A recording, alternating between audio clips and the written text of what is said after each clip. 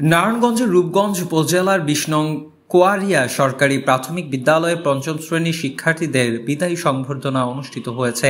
বুধবার দুপুর বিদ্যালয় প্রাঙ্গণে আয়োজিত এ অনুষ্ঠানের আনন্দঘন পরিবেশে কেক কেটে শিক্ষার্থীদের সফল ভবিষ্যৎ কামনা করা হয়। অনুষ্ঠানে সভাপতিত্ব করেন বিদ্যালয়ের প্রধান শিক্ষক আজিজা খাতুন। প্রধান অতিথি হিসেবে উপস্থিত ছিলেন রূপগঞ্জ উপজেলা জিয়া মঞ্চের আহ্বায়ক জজ মিয়া। এছাড়াও অনুষ্ঠানে বিশেষ অতিথি হিসেবে উপস্থিত ছিলেন রুবিন, রাজীব, মোবারক ও মনির মাস্টার সহ বিদ্যালয়ের শিক্ষক, শিক্ষার্থী ও অভিভাবকরা। বক্তারা শিক্ষার্থীদের পরবর্তী শিক্ষা জীবনে মনোযোগী হওয়া, সুশিক্ষায় শিক্ষিত নাগরিক হিসেবে বেড়ে ওঠা এবং প্রযুক্তিমুখী পৃথিবীর সঙ্গে খাপ খাইয়ে চলার পরামর্শ দেন।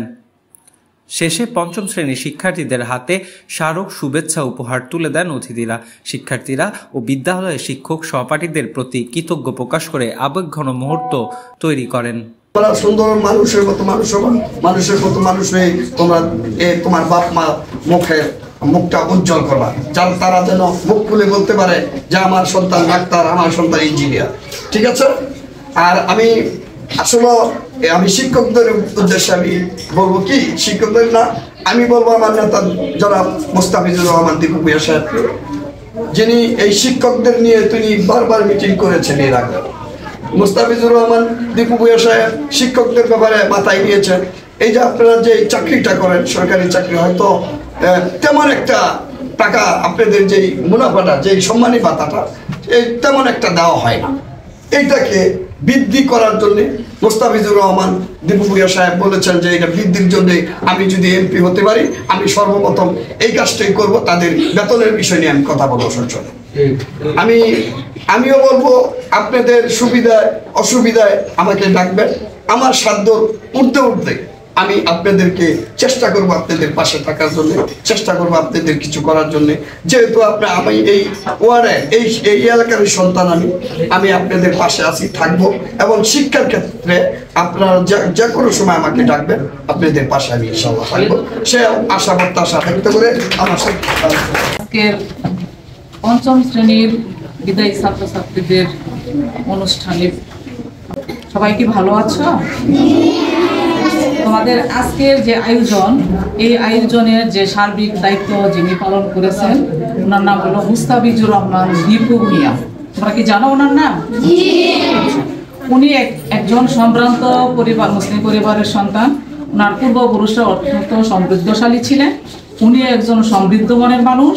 উনি সবসময় শিক্ষাবান্ধব মানুষ। উনি তোমাদেরকে অনেক ভালোবাসেন। তোমরা কি ওনাকে ভালোবাসো?